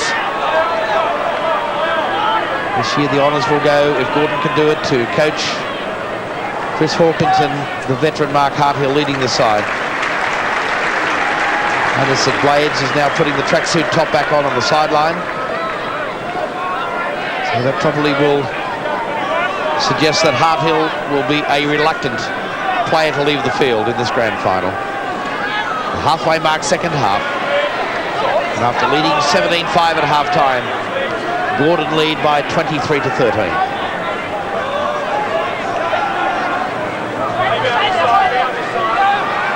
Now taken through by Ray Smith. Again offside by Gordon.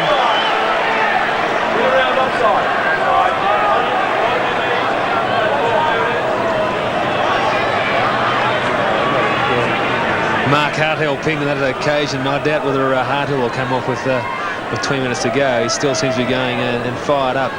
Rob Walton on the wrong foot here. Difficult kick, but a very vital kick. Still in all, they're cranking up the pressure, and they've taken the territory. They've used the what bit of wind behind them.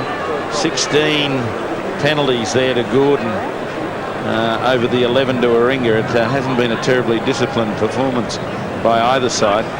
Those penalties have produced 15 points to that Gordon total of 23. In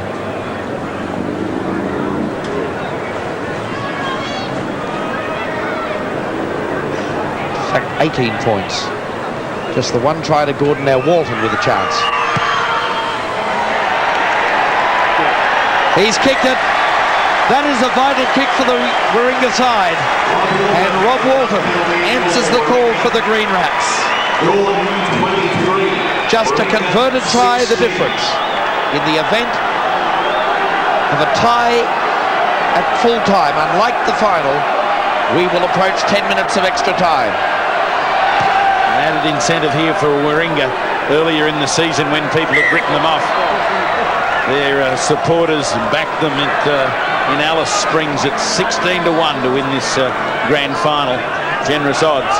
They gathered up $2,000 from their supporters, and they stand to win the 32 if they're able to pull it off, which will go towards club gymnasium. So there's plenty of reason for these guys not to give up. And Walton getting involved a hell of a lot more. Steve Lidbury just showing signs of that great nervousness that comes with grand finals. One man that never gave up, Simon. No, he's a hard man. Interesting thing about Rob Walton is that he doesn't carry on with the normal game preparation of most rugby players. He's a real party, and always probably out till 2 or 3 in the morning last night down at the local club. Isn't that disgraceful? I mean, imagine if we did that before we commentated these big matches. It would really take its toll. Now short side Eckert. And the ball into touch on the full. Well, Gordon really need to sort of take the decision now to score some more points. They just can't hold out with this lead they've got. As we found last year with the Randwick side, Gordon tried to defend that lead and got smashed.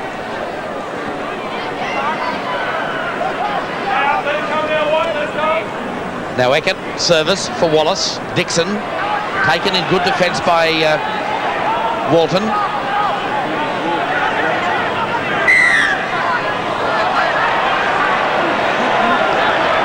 Scrum feed Gordon.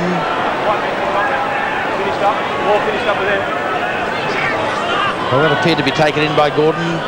The Warringah players just questioning that decision of referee Erickson. And he explains that finally it was a Warringah player that took it in.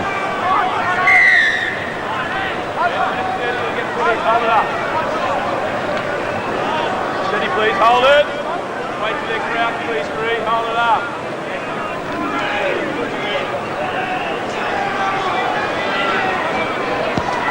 Big push by Warringah.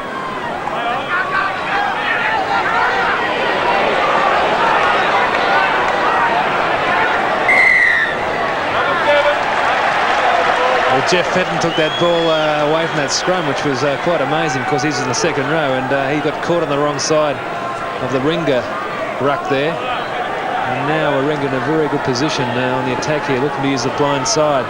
Yeah, they've got back row move. Options either side here. Gaberna is the man at the back. They come open side. Walton cuts out Smith, gave it to G. Taken well by Dixon in defence.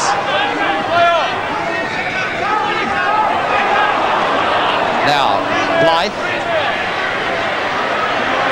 Walton, Smith, took the tackle, spun out of it. Good clean out. Nobody in deep cover for Gordon. That short kick over the top would be useful, but it breaks down again and the pressure goes off for Gordon. Isn't it amazing to see the turnaround? So creative in the first half, Gordon. So dynamic, and sort of exploded when they had the ball in the forwards. They got somebody away each time, and they're just doing enough to protect the lead, and it's not enough. It certainly isn't. I think I gave you a 7-point start before the match, Chris. Looking fairly ordinary at the moment, David. It's a standoff, but I'd just like to see this one side really take a grab of it. Gordon need to get on with it. Mark Harthill having some attention to that troublesome leg that he's been working with. He got what was supposedly a very bad cork and has not yet had it x-rayed for fear that it might show something that he doesn't really want to know. But I think proof of the pudding's in the eating, and what he's done out in the field today would tell the selectors that this man will be fit. Gordon scrum feed. Set move that came unstuck. That pass was forward. Now Wallace shows great pace. That pass is definitely forward. Good option by Tim Wallace then to sort of run with the ball rather than throw it wide. If he'd got the support in the right position, then it was a very dangerous attacking spot. Here it is. Bad pass first up to Dixon, and Wallace caught very flat-footed. Illy Toga looking to take him out again. He didn't do that. And he makes the break here. If he looked back inside quicker, there was plenty of Gordon supporters there, but not quite. Well, Timmy Wallace back to his feet. That's a good sign for Gordon, because that right boot may be needed in the closing stages of this grand final. Already he's kicked 6 penalty goals.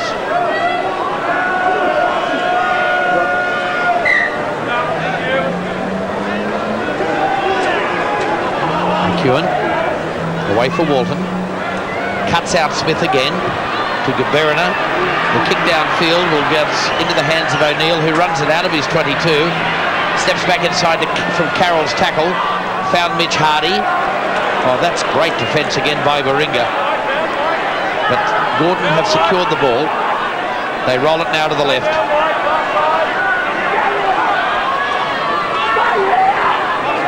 Terrific work by the Gordon forwards to get back and support that breakdown. They're in numbers, controlling the ball. Need to get it out now. Build it downfield. And march it towards the halfway line, leading by 23 points to 16. Now Dixon ran away from his support, mauled by John Hearn. Ball is available. They must go short side. That's where Eckert went. O'Kane, Fenton. Again doing some great defensive work as John Hearn of the Warringah side. Now they move it to Wallace. Charge down. Back goes Murdoch. And with no real option, just takes it in touch. But that's just the sort of bounce of the ball that the Warringah side were after. But it didn't favour them in the end. And back play, Justin Timothy down injured for the Gordon side. Doesn't look too good at all. Here's a replay. No, it's a quick ball. Referee didn't see the injured player. And Justin Timothy being attended to, but the Gordon side getting very cluttered, very compressed. They've got strength in their expansive game. Here the ball comes in and just hits the injured player on the ground and the physio. And I think for a moment they thought they were going to have the whole pack over on top of them. So again, leg injury to the Gordon flanker, Justin Timothy. He's just 22 years of age.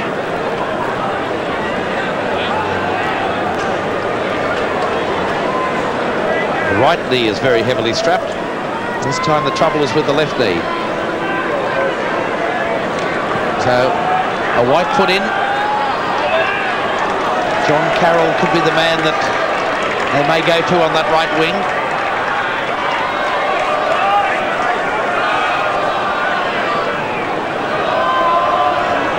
Now the kick, the chase by Carroll, and the first fair catch of this grand final has been paid. Well, Carroll then had plenty of time to get up there. He really was cruising along trying to look for the catch. He should have pressured fullback here, Brett O'Neill, much more. He's just cruising there. Look at him just jogging up.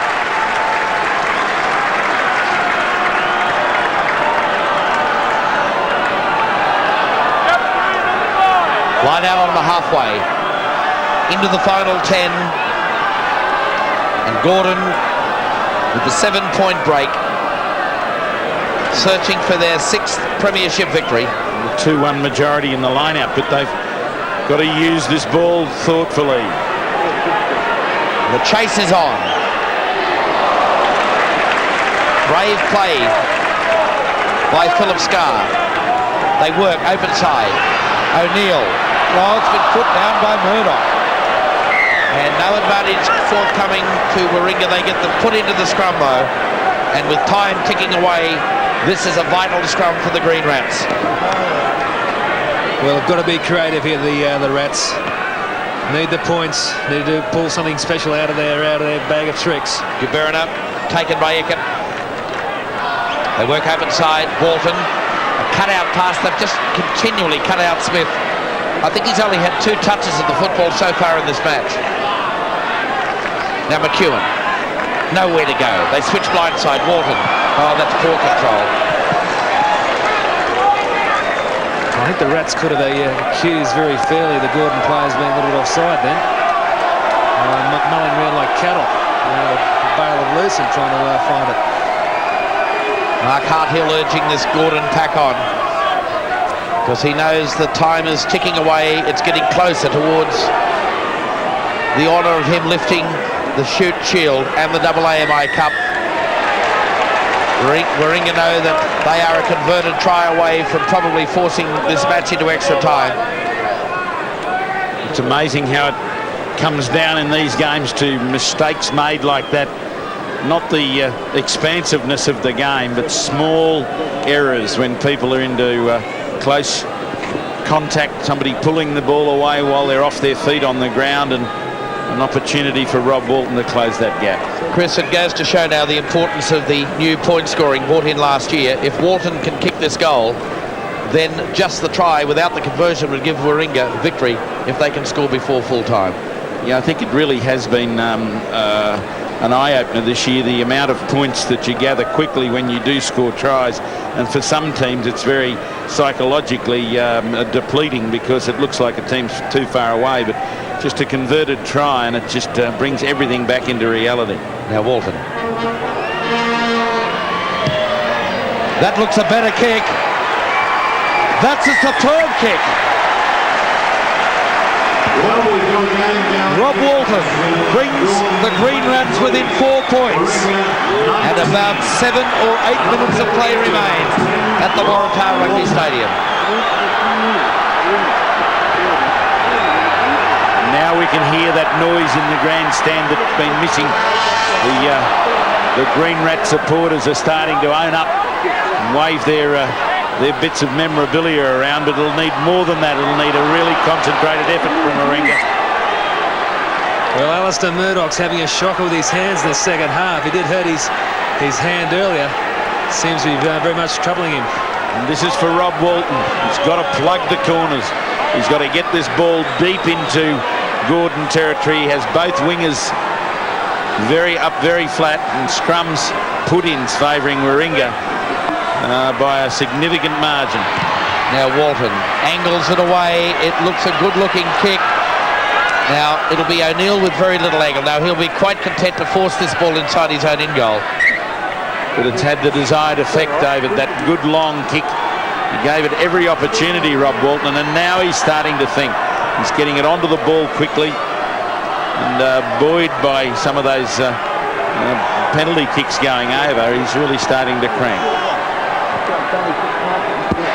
Russell, there is a buzz around the Warringah Rugby Stadium. I can tell you the crowd are excited down here. They really think this Warringah side can get up, and I think most of the Warringah players believe they can now too after coming back. Perry Smith, I'd like to see them using more in that role, setting it up in midfield. Well, Perry Smith got himself into the wrong position there. Drove it up nicely, fell the wrong way, needed that quick ball. Disgraceful option. He's annoyed, but he's only got himself to blame. You've got to be able to put yourself in a position to play the ball, and that's a time when he needed to keep it available. Ecker. Wallace will drive it away. Well, he doesn't find touch, but the bounce doesn't favour Gaberina, and Gordon are on attack. Now, it's been ruled that it's been knocked forward by Warringah. So the bounce of the ball finally did favour the Gordon side from that relatively poor kick by his standards of Tim Wallace. Man of the match, Tim Wallace. And Tim Wallace has just been announced by the ground announcer as the Shell man of the match.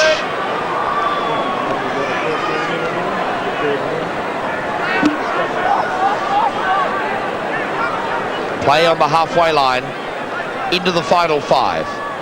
Away for Wallace. This time the chip over the top. McEwen did very well. Wrapped up by Wallace.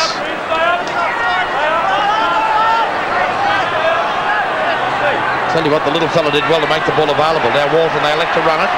Out for Toga. He's got plenty of pace to kick and chase. But the ball, yes, it will.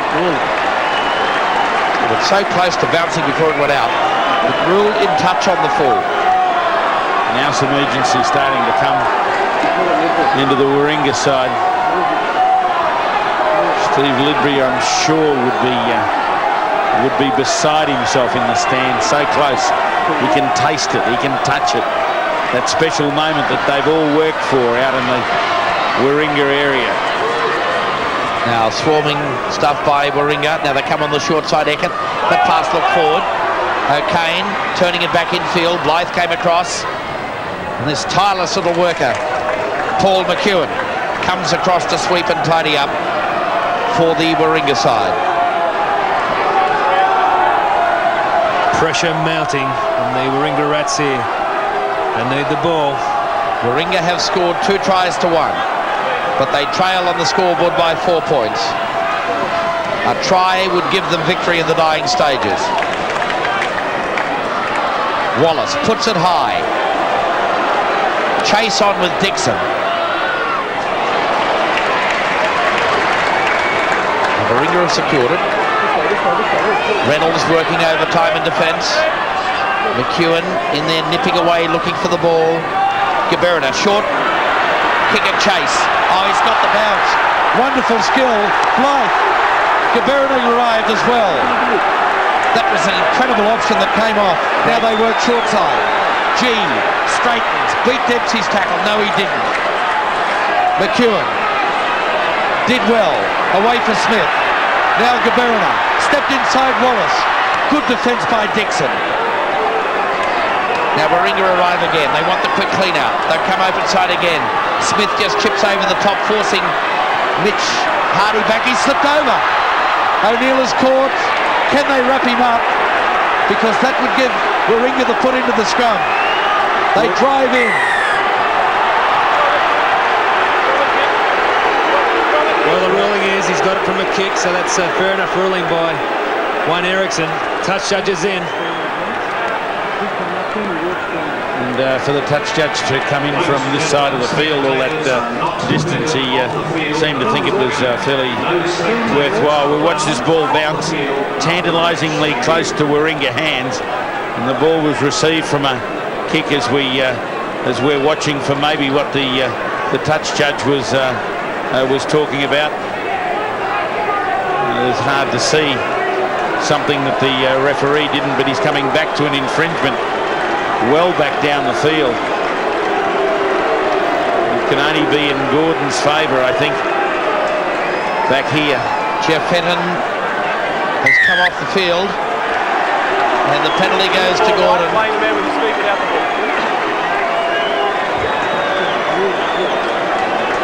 Well, I'm sure that John Hearn has been reported for using his feet against the man without the ball. Will be a very unpopular man amongst the Warringah pack right now. So the replacement player, it seems that the replacements coming on in this grand final, Chris, are the sons of famous sportsmen. Bernie Rourke is on the field for Gordon. He played in the grand final here last year. The son of Gordon Rourke, the great fast bowler for Australia in the late 50s. It's amazing how the different generations come through. The full-time hooter has sounded. So Timmy Wallace has this great moment to savour, and after giving Chris Handy 7-point start, I'd love to see this sail through. Tim Wallace now, there'll be plenty of celebration at Chatswood tonight. Wallace has hooked it. Yes. Warringah decide to run it. Nowhere to go there. The final play of the 93 grand final. And the Highlanders of Gordon will triumph and celebrate tonight. They have waited since 1976. They have secured their 6th grand final for Warringah. Their 4th appearance, the 4th time they have been bridesmaids. Great jubilation for their coach Chris Hawkins after the disappointment last year. For Steve Lidbury, well, he has to wait yet another year. But terrific celebrations for the Gordon side. Young Timmy Wallace's right boot was a crucial thing in the final outcome, and what a way for Ross Reynolds to bow out. He grabs the game ball under his left arm.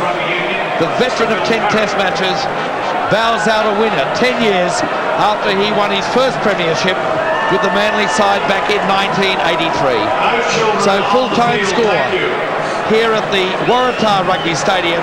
Gordon the victors by 23 points to 19. Back with more in just a moment.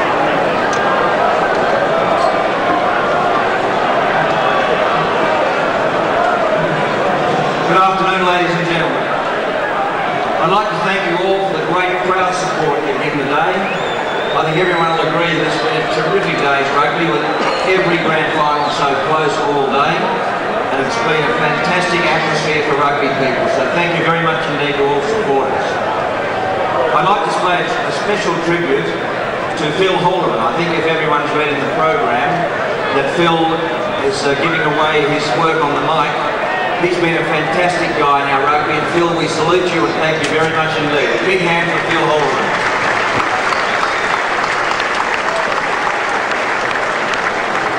Now, as you know, everybody, AMI Insurance have been a great sponsor to rugby. Our teams have been playing today for the AMI Cup. It's my great pleasure to introduce Mr. Brian King, the Chief Executive of AMI Insurance. Thank you, Brian.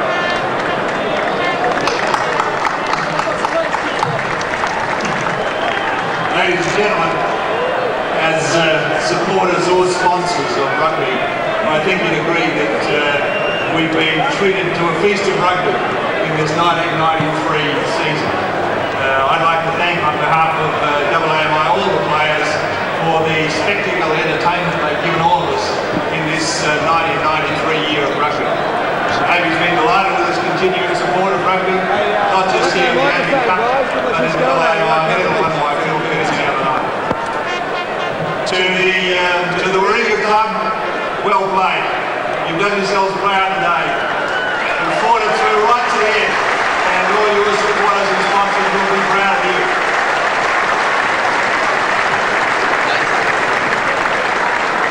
But today belongs to Gordon. Three premierships, including the AMI Cup. To all the supporters, sponsors, and to the players, it gives me great pleasure to present the 1993 AMI Cup to Mark Hardell of the Gordon Club.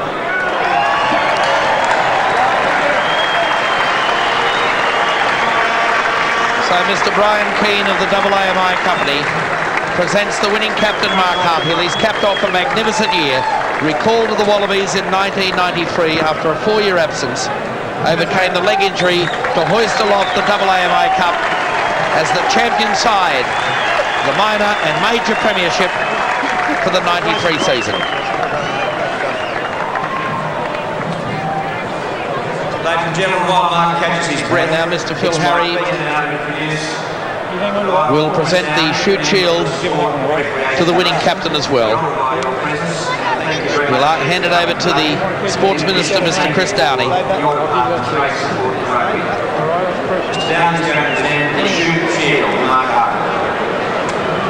Well, plenty of great sides have won this wonderful trophy in the past. I'd just like to congratulate both Warringah and Gordon on a magnificent game of rugby today. To Warringah, my commiserations. You put up a great fight, but unfortunately there's going to be one winner. And to you, Mark, and the Gordon side, congratulations on a fantastic effort, not only today, but right throughout the season. So like in the past, where great captains like Trevor Allen, the late Bob Davidson, Peter Sullivan, Mark Harthill hoists aloft the Shoot Shield. A very proud moment for a war horse of the Gordon Club. And Russell Fairfax has the hero of their victory this afternoon, Tim Wallace, down on the sideline. Well, not actually Tim Wallace, Ross Reynolds. Ross, congratulations. That second half must have seemed like an eternity. Yeah, we played it sort of 5-minute segments and tried to break it down, and it looked like the tide was against us sort of halfway through, but with due credit to the team, we dug deep and got out. Yeah, it was a great performance on the boot of Tim Wallace considering last year. Yeah, I think a lot of criticism went his way and probably a bit of representative, plaudits went the other way. I think he's tough enough to kick under pressure. Well, 4 premiership attempts, 2 out of 4. Retirement? Yeah, I said it would be retirement. I think I should go out and a winner, so I don't think there's any better way. Yeah, I congratulate you. It's been a fantastic career. I'm sure every rugby fan out there wishes you well, Ross. Yeah, I'd like to thank all my family and all those supporters that have rung me in the last 5 days. I think the good thing about playing a grand final is that you get in touch with every friend you've ever had and every relative you've ever had. So I thank them for the thoughts, and I hope they were watching today. Yeah, great stuff, Ross. Thank you. Joining me now, Tim Wallace. Tim, great work today. The boot, 18 points. Must have been a good feeling considering last year. Oh, it was especially sweet. Last year I played on my mind for about a month or so after last year's grand final. I tried to put it out of my mind this year, and I'm really happy the way it came off. Yeah. I know you guys would have liked to attack more, but it just didn't seem to come your way today. Well, no, I mean, in the first half, when we had the breeze, I thought it would have been a pity for us not to use it. At times we looked quite good when we did run it, and we had a few opportunities, but their defence was solid. And then in the second half, it was very difficult, playing into the wind, and we just tried to hold on to it as much as we could, but we really had to kick a little bit, so it wasn't the ideal game we were looking for. Okay, what's in store for the night for the Gordon boys? Well, I'm going to go and have a beer with Alistair Murdoch. He'll be the first man, and I don't know, I think it could be a long night. I'm just delighted. Yeah, I'm sure everyone out there wishes you well, Tim, and I hope you have a great night as well. Yeah, thanks, Russell. I will. Yeah, one of the great heroes of that victory this afternoon. 6 penalty goals helped the victory. Tony Dempsey, the latest Wallaby from the Gordon side, receives his premiership pewter. And Simon, the grand final for 1993 is over. Gordon, the worthy premiers. Yeah, Gordon, their counter-attack was superb today, and so was Tim Wallace's kicking. Warringah just need a few more options out wide, and they'll be a force to reckon with next year. They've certainly got plenty of possession, and the Rats will be back, but I think the Randwick side certainly aren't dead and buried as well. So the scene now set tomorrow at Ballymore in Brisbane when we bring you the clash between a real David and Goliath clash up there between Sunnybank, playing in their very first grand final, up against the south side, boasting 7 or 8 Wallaby internationals. Join us from Ballymore at 4 o'clock tomorrow afternoon to decide the National Mutual Brisbane Premiership for 1993. We leave you for the Waratah Rugby Stadium. Joy and jubilation for the Gordon side with their 6th premiership victory, and they did it in style. On behalf of Russell Fairfax, Chris Handy and Simon Poitevin, I'm David Fordham, inviting you to join us tomorrow from Ballymore.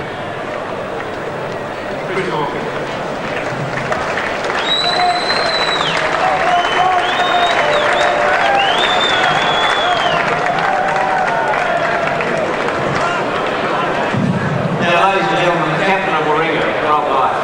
I'd like to offer your team another terrific performance. Keep backing out for Rob Light.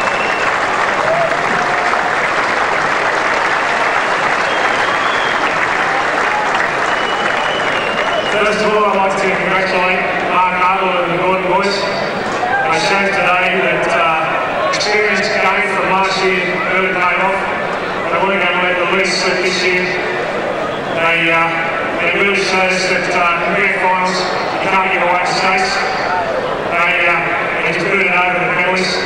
It's 2 tries to 1, but our guys stuck into it. I'd like to thank all our supporters for turning out today. The spirit on the peninsula has been great. I'd like to thank our sponsors, Steve Ledbury and Rick Blake, for the effort they've put in over the year. Most of all, I'd like to thank all the people that have played first grade this year. They're all mates. They don't get a lot of representative football. They showed today that they're bloody gutsy players. They never give up, and I'm proud to be associated with them.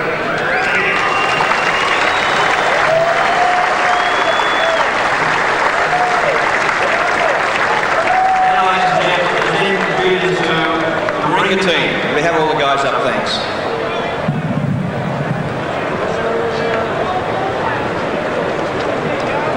Paul McEwen, Georgie Webster, Billy Taggart, Johnny Carroll, Stu Bennett, Ryan Ward,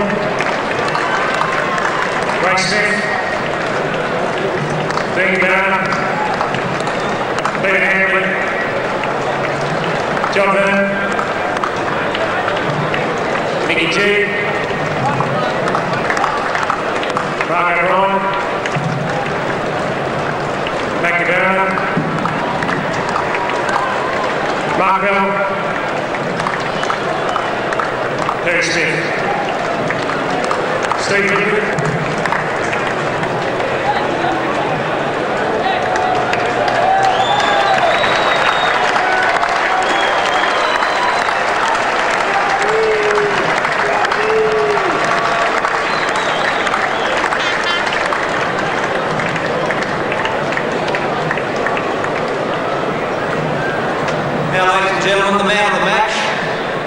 Timmy was a popular winner, I know, with the whole crowd. He played a great game.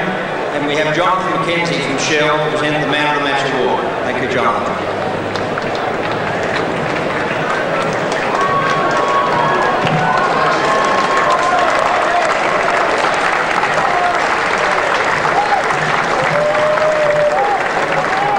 I just want to say just a few words. Thanks very much for the good and effort today. It was great. It was a very tough game, and it went right down to the wire. It's just been a great day for the club. I'm just really happy to receive this. Thanks very much. Congratulations, Timmy. And lastly, ladies and gentlemen, our referee today, Wayne Erickson, did a great job, and it's my pleasure to present the Disputer Mug to Wayne. Congratulations, you did well, Wayne. Good on you, mate. Very good indeed. Thank you very much, ladies and gentlemen. Thank you again for your support all of the year. All right.